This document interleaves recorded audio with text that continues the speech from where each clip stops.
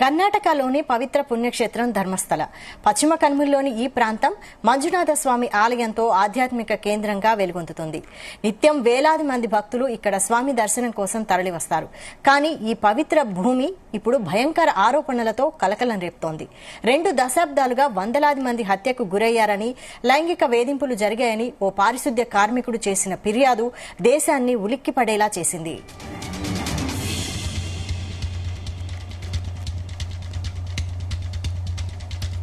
ధర్మస్థలలో వందలాది మంది హత్యకు గురయ్యారు. ఆ శవాలను స్వయంగా తానే ఖననం చేశానని ఓ పారిశుద్ధ్య కార్మికుడు షాకింగ్ ఆరోపణలు చేశాడు. ఆయన చెప్పిన మాటలు ఇప్పుడు దేశవ్యాప్తంగా సంచలనం రేపుతున్నాయి. మంజునాథ ఆలయంలో 1995 నుంచి 2014 వరకు పారిశుద్ధ్య కార్మికుడిగా పనిచేసిన ఒక వ్యక్తి జూలై 3న దక్షిణ కన్నడ జిల్లా పోలీసులకు భయంకరమైన ఫిర్యాదు చేశాడు. తన 20 ఏళ్ల సర్వీసులో వందలాది శవాలను తాను ఖననం చేశానని, కొన్నింటిని డీజిల్ ఉపయోగించి కాల్చానని వెల్లడించాడు. ఈ శవాల్లో ఎక్కువగా మహిళలు, మైనర్ బాలికలు ఉన్నారని, వారిపై లైంగిక వేధింపులు, యాసిడ్ దాడులు జరిగాయని ఆరోపించాడు. తనకు ఇష్టం లేకపోయినా తనతో బలవంతంగా ఈ పని చేయించారని తెలిపారు. నోరు విప్పితే చంపేస్తామని బెదిరించారని అతను పోలీసులకు చెప్పాడు. నేత్రావతి నదీ తీరంలో పాటు ఆలయం సమీపంలోని అడవుల్లో ఈ శవాలను ఖననం చేశానని, కొన్ని సందర్భాల్లో శవాలను నదిలో విసిరేశానని వెల్లడించాడు.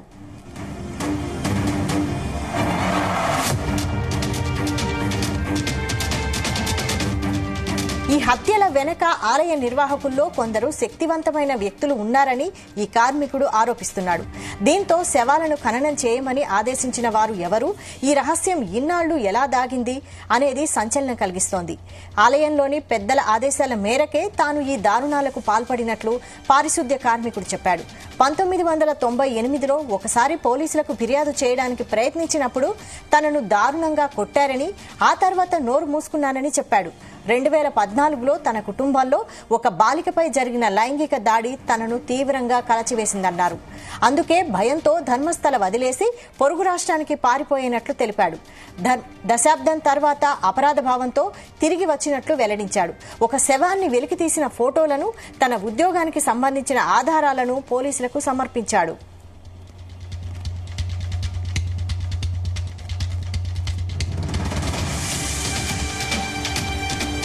పారిశుద్ధ్య కార్మికుడి ఆరోపణలు పోలీసులను కూడా ఉలిక్కిపడేలా చేశాయి. ఈ ఫిర్యాదు ఆధారంగా ఎఫ్ఐఆర్ నమోదు చేసిన పోలీసులు దీనిపై సమగ్రంగా దర్యాప్తు చేస్తున్నారు. జూలై 4న ధర్మస్థల పోలీస్ స్టేషన్లో బిఎన్ఎస్ కింద హత్య కేసు నమోదైంది. 1995 నుంచి 2014 వరకు దాదాపు 20 ఏళ్ల కాలంలో 100 నుంచి 300 హత్యలు జరిగాయని కార్మికుడు ఆరోపించాడు. ఈ శవాల్లో ఎక్కువగా మహిళలు, మైనర్ బాలికలు ఉన్నారని, వారిపై లైంగిక వేధింపులు, యాసిడ్ దాడులు జరిగాయని చెప్పాడు. 2010లో 12 నుండి 15 ఏళ్ల బాలికను ఆమె స్కూల్ బ్యాగ్తో ఖననం చేశానని తెలిపాడు. 2008లో ఒక 20 ఏళ్ల యువతి ముఖంపై యాసిడ్ పోసి న్యూస్ పేపర్లు చుట్టి డీజిల్తో కాల్చినట్లు వెల్లడించాడు.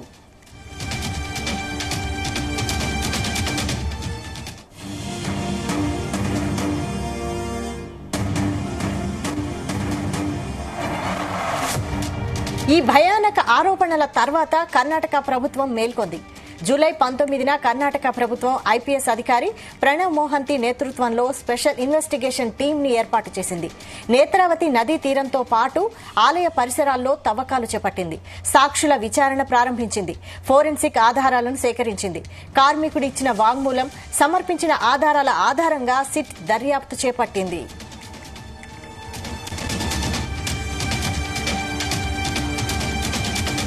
ఈ అంశంపై మరిన్ని details chief news coordinator Radhakrishna అందిస్తారు. రాధాకృష్ణ. Good evening Vaishali. కర్ణాటక ధర్మస్థలి ఇప్పుడు దేశవ్యాప్తంగా సంచలనంగా మారింది. అక్కడ ఒక ఫిర్యాదు జూన్ 3వ తేదీ ఇచ్చినటువంటి ఒక ఫిర్యాదు ఇప్పుడు మొత్తంగా కూడా దేశవ్యాప్తంగా కలకలం రేపుతా ఉంది. సో ఇదంతా కూడా ఒక వందలాది మందిని ఒకేసారి ఒక దగ్గర ఖననం చేసినట్టుగా ఒక కేసు నమోదు కావడం ఇప్పుడు దేశవ్యాప్తంగా చర్చనీయాంశంగా మారింది, సంచలనంగా మారిందని చెప్పవచ్చు. సో కర్ణాటకలోని ధర్మస్థల అందరికీ తెలుసు, చాలా ఆధ్యాత్మిక కేంద్రము, మంజునాథుడు కొలువైన క్షేత్రం. అలాంటి మంజునాథుడు కొలువైన క్షేత్రం ధర్మస్థలలో ఇప్పుడు ఒక శానిటేషన్, అక్కడ టెంపుల్ కు సంబంధించి ఆవరణంలో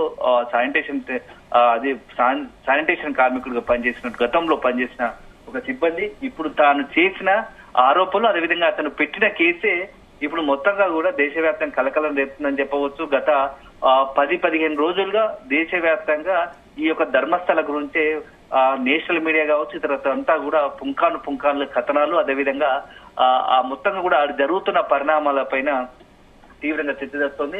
అయితే 1990 నుంచి 2014 వరకు వందలాది మంది ఒక మహిళలను అక్కడ పనిచేస్తున్న సమయంలో, అక్కడ మధ్యకాలంలో పనిచేస్తున్న సమయంలో వాళ్ళందరికీ తన చేతిలో మీదుగా అక్కడ నేను కొంతమందిని పాతి పెట్టాను, అదేవిధంగా కొంతమంది కాల్ చేశాను, మరికొంతమందిని అక్కడ ఉన్నటువంటి నేత్రావతి నదిలో పారవేశానని చెప్పేసి అక్కడ పనిచేసిన కార్మికుడు ఒకరు పోలీస్ స్టేషన్ లో జూన్ 3వ తేదీన ఫిర్యాదు చేశారు.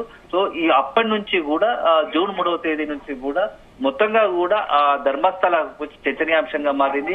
అసలు ఆ కార్మికుడు ఏం చెప్పాడు, ఎందుకు అంత బలంగా ఆధారాలు చూపే ప్రయత్నం చేస్తున్నాడు అని చెప్పేసి ఇప్పుడు కర్ణాటకతో పాటుగా నేషనల్ వైడ్ గా కూడా ఇప్పుడు ధర్మస్థల గురించి చర్చ జరుగుతా ఉంది.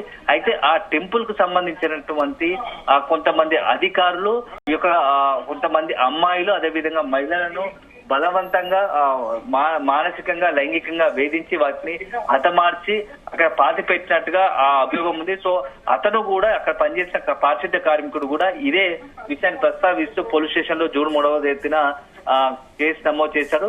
సో మహిళల మృతదేహాలు చాలా వరకు ఆ డెడ్ బాడీస్ పైన గాయాలు ఉన్నట్టుగా, వాటిని లైంగికంగా వేధించినట్టుగా కూడా తను ఆ యొక్క ఏదైతే పోలీస్ స్టేషన్ కంప్లైంట్ ఇచ్చారో దాంట్లో పేర్కొన్నారు. అదేవిధంగా తాను ఫిర్యాదు చేసే ముందు అక్కడ ఉన్నటువంటి డెడ్ బాడీని ఒకటి ఆ పుర్రే ఎముకలతో కూడినటువంటి కొన్ని ఆధారాలను పోలీస్ స్టేషన్ కూడా సమర్పించారు. ఇదే కాదు, చాలా మందివి ఇంకా వందలాది మందివి ఉన్నాయి. నాకు అవకాశం ఇస్తే నేను వాళ్ళ ఎక్కడైతే వాటిని పాతి పెట్టానో, లేకపోతే ఎక్కడెక్కడైతే నదిలో పారవేశానో విసిరేశానో అవన్నీ ఆధారాలను ఇవ్వడానికి సిద్ధంగా ఉన్నాను. ఇది చాలా బాధించే వ్యక్తి. ఎందుకంటే 2014 సమయంలో తన సమీప బంధువైన ఒక అమ్మాయి కూడా ఇలాంటి పరిస్థితి వచ్చింది. అప్పుడు ఆ అమ్మాయి చనిపోయింది. సో అప్పుడు నేను పోలీసులకు కంప్లైంట్ ఇద్దాం అనుకున్నా, అక్కడ ఆలయకు సంబంధించిన నిర్వాహకులు కొంతమంది నాకు థ్రెట్ అంటే చంపేస్తారని బెదిరించారు. దీంతో ఆ బెదిరింపులకు భయపడి నేను వేరే రాష్ట్రాలు పారిపోయాను. సో 10 సంవత్సరాల తర్వాత ఇప్పుడు గత 10 ఏళ్లుగా నన్ను ఆ యొక్క ఏదైతే అమ్మాయికి జరిగిన అన్యాయం ఉందో నన్ను తీవ్రంగా కలిసివేసింది. సందర్భంలో నాకు తీవ్రంగా ఆందోళన వ్యక్తం చేసేలా చేసింది. ఈ నేపథ్యంలో తట్టుకోలేకనే తిరిగి నేను ఆ ధర్మస్థలకు వచ్చి ధర్మస్థల పోలీస్ స్టేషన్ లో ఫిర్యాదు చేశాను. సో ఈ ఫిర్యాదు మేరకే ఇప్పుడు అంతా జరుగుతోంది. కేవలం మా బంధువు ఒక్కరే కాదు, మా సమీప బంధువుకు ఒక్కరే తెలుసు, చాలా మంది అమ్మాయిలు ఉన్నారు, మహిళలు ఉన్నారు. ఇంకో దారుణమైన విషయం ఏంటంటే మైనర్ బాలికలు కూడా ఇలాంటి ఎవరైతే నేను చెప్పిన కేసులో ఇలాంటి వందలాది మంది మహిళలు ఉన్నారని చెప్పాను, వాటిలో అనేక మంది బాలికలు కూడా ఉన్నారు. వాళ్ళంతా కూడా మైనర్లు. సో వాళ్ళందరిపైన దాడులు వేసి లైంగికంగా వేధించిన తర్వాతే చంపి వాళ్ళని వేసినట్టుగా చెప్పుకుంటూ వచ్చాడు. సో అప్పటి నుంచి కూడా ధర్మస్థల ఇప్పుడు పెద్ద హాట్ టాపిక్ గా మారింది. ధర్మస్థల అసలు ఏం జరుగుతా ఉంది, టెంపుల్ కు ఈ యొక్క మర్డర్లకు సంబంధం ఏంది, ఆ పారిశుద్ధ కార్మికుడు మరి ఇన్ని రోజులు 10 ఏళ్లుగా దశాబ్ద కాలం తర్వాత వచ్చి ఎందుకు ఈ కేసు నమోదు చేశారు, నిజంగానే అతను చెప్తున్నట్టుగా అక్కడ వందలాది మంది శవాలు అక్కడ పూడ్చిపెట్టబడ్డాయా, కాల్చివేయబడ్డాయా, లేకుంటే ఆ పక్కనే ఉన్నటువంటి నేత్రావతి నదిలో విసిరివేయబడ్డాయా అనేది ఒక కోణంలో ఇప్పుడు విచారణ జరగాల్సి ఉందని చెప్పేసి అక్కడ స్థానికంగా కర్ణాటక ప్రభుత్వం పైన పెద్ద ఎత్తున ఒత్తిడి పెరుగుతా ఉంది.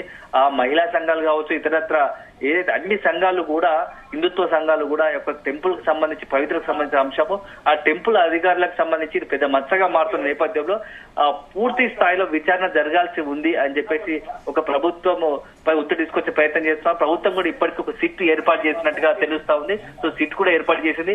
దేశవ్యాప్తంగా సంచలనం సృష్టించినటువంటి ఈ దారుణానికి పాల్పడిన వారు ఎవరు, అసలు దీనికి కారణం ఏందని చెప్పేసి ఇప్పటికే సిట్ కూడా విచారణ వేగవంతం చేసింది. సో అక్కడ ఉన్నటువంటి కర్ణాటక డీజీపీ ప్రణబ్ మహంతి నేతృత్వంలో ఐపీఎస్ అధికారులు ఎంఎన్ అనుచేత్, సౌమ్యలత, జితేంద్ర కుమార్ ఈ ముగ్గురు నేతృత్వంలో మొత్తం కూడా ఒక సిట్ విచారణ ఏర్పాటైంది. సో అసలు చనిపోయిన వారంతా ఎవరు, అసలు ఇంత 100 మంది చనిపోతే మరి వాళ్ళ బంధువులు ఎందుకు ఫిర్యాదు చేయలేదు, ఇన్ని రోజులుగా వారు ఎందుకు సైలెంట్ గా ఉంటున్నారు, వాళ్ళపైన ఒత్తిడి ఉందా, లేకుంటే ఎవరి ఒత్తిడి మేరకు వాళ్ళు సైలెంట్ గా ఉన్నారు, నిజంగానే ఆ పారిశుద్ధ కార్మికుడు చెప్పిన దాంట్లో వాస్తవం ఎంత అవాస్తవం ఎంత, ఇన్ని రోజులుగా మౌనంగా ఉన్నటువంటి కార్మికుడు ఇప్పుడే ఎందుకు ఓపెన్ చేశాడు? సో ఇదంతా కూడా దీని వెనుక ఏదైనా కాన్స్పిరసీ కుట్ర ఉందా? ఎందుకంటే ఇప్పటికే ధర్మస్థలకు సంబంధించి ఒక హిందువులకు చాలా అత్యంత పవిత్రమైన ప్లేస్ గా చూస్తారు, మంజునాథ కొలువైన ఆ పవిత్ర క్షేత్రం. అలాంటి క్షేత్రంలో ఇప్పుడు ఏకంగా పారిశుద్ధ్య కార్మికుడు చేసినటువంటి ఈ ఆరోపణలు మాత్రం తీవ్రంగా కలకలం రేపుతున్నాయి. సో అతను చేస్తున్న వాదనలో ఎంతవరకు నిజం ఉంది, నిజంగానే అట్లా నిజంగా జరిగి ఉంటే దాని వెనుక ఉన్న కారకులు ఎవరు, ఆ టెంపుల్ కు సంబంధించిన నిర్వాహకులకు దీనికి ఏమైనా సంబంధం ఉందా అనే ప్రశ్నలు అన్ని కూడా సిట్టు విచారణ తేలే ఉంది. సో మొత్తానికైతే ఇప్పుడు ఏదైతే పారిశుద్ధ్య కార్మికుడు చేసిన మొత్తంగా కూడా దానిపైనే విచారణ కొనసాగుతోంది. అతను చెప్పే ఆధారంలో కొంత బలం చేకూర్చేదని కనబడుతుంది. ఏంటంటే ఇటీవల కాలంలో అతను పోలీసులకు సమర్పించినటువంటి ఒక డెడ్ బాడీకి సంబంధించిన పుర్రె, అదేవిధంగా ఎముకలు కూడా పోలీసులకు సమర్పించాడు. ఇది ఒకటి మాత్రమే, మీరు నాకు సహకరిస్తే నేను ఇంకా మరిన్ని ప్లేసులు కూడా చూపెట్టడానికి సిద్ధంగా ఉన్నానని చెప్పేసి కూడా ప్రకటించాడు. సో ఇదంతా కూడా కలకలం రేపుతోంది. దీంతో పోలీసులు కూడా పూర్తి స్థాయి ఇన్వెస్టిగేషన్ చేస్తున్నారు.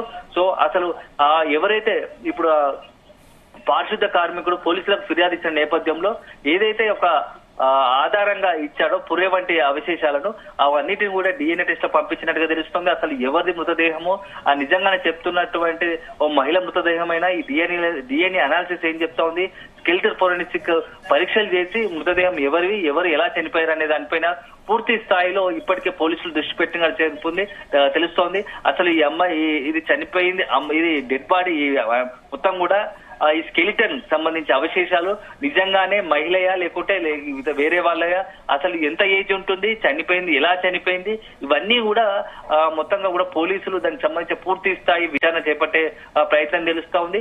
ఒకవేళ నిజానికి తెలిస్తే మాత్రం దీనికి సంబంధించి ఎవరు దీని వెనుక ఉన్నారనే దానిపైన పోలీసులు దృష్టి పెట్టినట్టు తెలుస్తోంది. 2003లో ఫ్రెండ్స్ తో కలిసి ధర్మస్థలకు వెళ్ళినటువంటి ఒక MBA విద్యార్థిని అనన్య భట్ కూడా ఇప్పటి వరకు కూడా తిరిగి రాలేదు. సో దాదాపుగా 20 సంవత్సరాల పైగా ఆ తల్లి ఆ అనన్య భట్ కోసము తిరుగుతూనే ఉంది. పోలీస్ స్టేషన్లకు సంబంధించి కేసు విచారిస్తుంది, కంప్లైంట్ ఇచ్చినా ఇప్పటి వరకు ఆ అమ్మాయి ఆచూకీ దొరకలేదు. సో ఎప్పుడైతే ఈ కేసు తెరపైకి వచ్చిందో ఆ అనన్య భట్ ఏదైతే MBBS విద్యార్థి మిస్ అయిందో 2003లో, అలా తల్లి ఇప్పుడు మరొకసారి తెరపైకి వచ్చింది.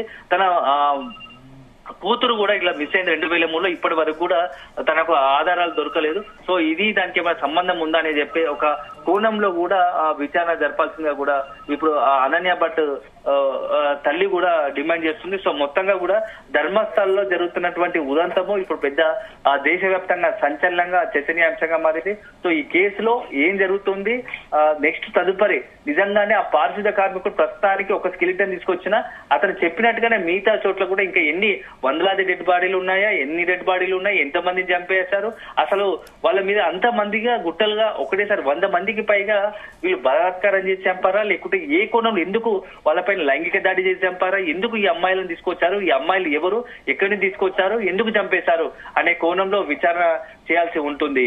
Vaishali. Right, thank you Radhakrishna.